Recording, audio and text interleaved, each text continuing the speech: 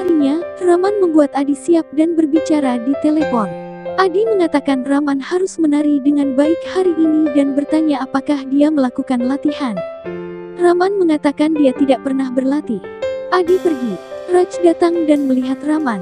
Raman memintanya untuk bersiap-siap. Tosi berkata bahwa anak-anak terlihat baik dan meminta mereka untuk berdiri di gerbang dan melakukan tolak ke subuh.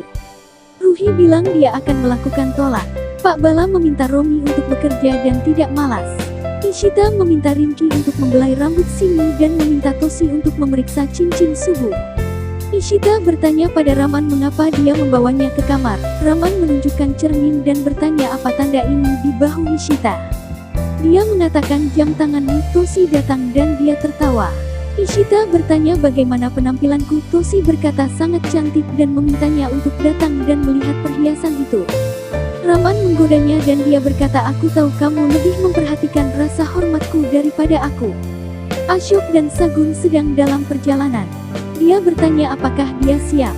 Dia bilang ya, semuanya sudah siap. Saya harap Adi setuju. Fungsi dimulai dan Mihir datang ke Raman. Dia bilang dia punya pekerjaan. Raj dan Simran lihat. Mihir dan Raman bertingkah aneh dan pergi bersama. Subuh datang bersama keluarganya. Ruhi melakukan tilaknya dan keluarga menyambutnya.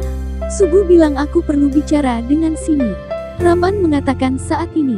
Subuh mengatakan ya itu sesuatu yang penting dan Raman meminta Rinki untuk membawanya ke kamar Simi. Ishita membuat Simi siap dan menggodanya. Rinki membawa Subuh dan mengatakan dia harus membicarakan sesuatu secara pribadi. Ishita memintanya untuk datang dan pergi dari kamar. Subuh memuji Simi dan mengatakan dia harus berbicara dengannya. Dia mengatakan setelah pertunangan, dia harus segera berangkat ke London untuk kasus Laksmi. Simi memahaminya. Sagun meminta Ashok untuk pergi, dia akan meyakinkan Adi dan membawanya. Kali ini dia akan merebut anak-anaknya dari Ishita. Permainan selesai. Raman meminta Subuh untuk mencari bantuan Tandon jika dia membutuhkan. Dia tinggal di London. Rinki mengatakan Simi memiliki kejutan khusus untuk Subuh. Mihir menyambut semua orang. Subuh duduk dengan anaknya. Mihir mengatakan malam ini adalah malam retro dan Simi telah memilih lagu ini dan menyambut Simi di atas panggung. Tosi dan Simi menari, semuanya tersenyum. Tosi dan Simi tertawa terbahak-bahak. Pelayan meminta Adi untuk ikut dan mengatakan ibumu menunggunya di luar. Adi mengatakan ibu di sini dan mulai berpikir. Sagun menangis dan meminta Adi untuk menjemputnya dan Ruhi. Adi memintanya untuk tidak menangis, dia akan mendapatkan Ruhi. Dia bilang aku sangat mencintaimu, dapatkan Ruhi, aku akan menunggu di parkir. Abhishek melihatnya dan berpikir apa yang dia lakukan di sini, dia terbang malam ini aneh. Mihir menyambut Mihika dan Romi untuk pertunjukannya. Mihika dan Romi menari. Ruhi bertanya pada Adi kemana dia pergi, dia pasti melewatkan tarian ini. Adi mengatakan dia ingin berbicara dengannya. Abhishek tersenyum melihat Mihika. Semua orang bertepuk tangan untuk mereka. Abhishek bertanya pada Mihika tentang Sagun. Mihika bilang dia adalah saudara perempuan Mihir. Abhishek menceritakan dia baru saja melihat Sagun dan terlihat aneh. Mihika mengatakan akan memberitahu Ishita tentang ini. Mihir memanggil Raman dan Ishita di atas panggung. Adi meminta Ruhi untuk ikut dengannya dan membawanya. Raman dan Ishita menari.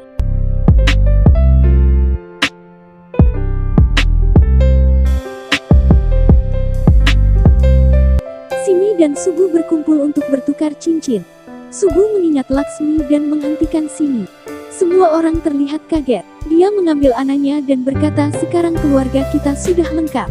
Semua orang bertepuk tangan.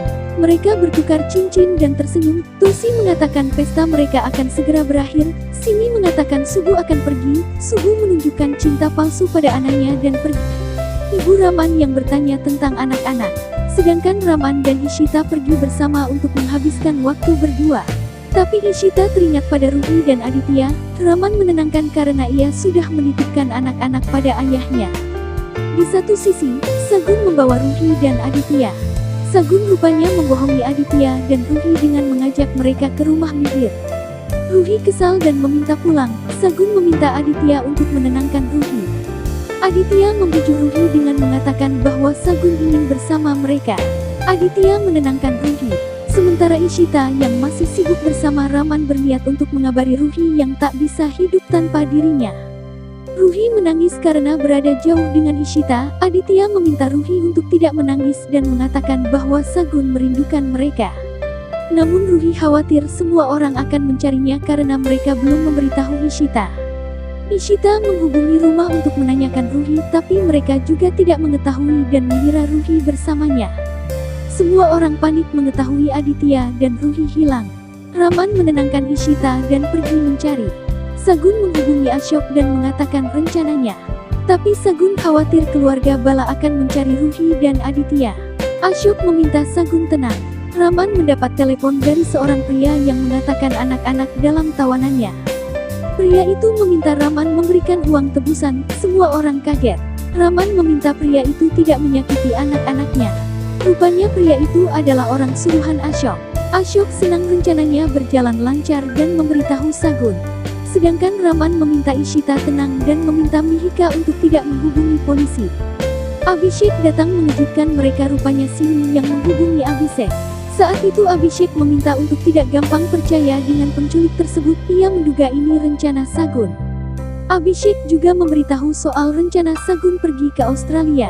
Abhishek meminta Ishita memanggil Sagun, sedangkan Raman pergi dengan Abhishek. Sagun mengabaikan telepon Ishita. Ishita dan Mihir pergi ke rumah Sagun namun tidak menemukannya. Ishita bertanya pada penjaga tentang Sagun. Dia bilang dia sudah pergi dengan taksi dan menyebutkan nama apartemen. Ishita menanyakan detailnya. Sagun pergi untuk merebus susu dan berkata mengapa Ashok tidak menelepon sampai sekarang. Dia membuka kompor dan mendapat telepon Ashok. Dia pun pergi dan bertanya tentang tiket.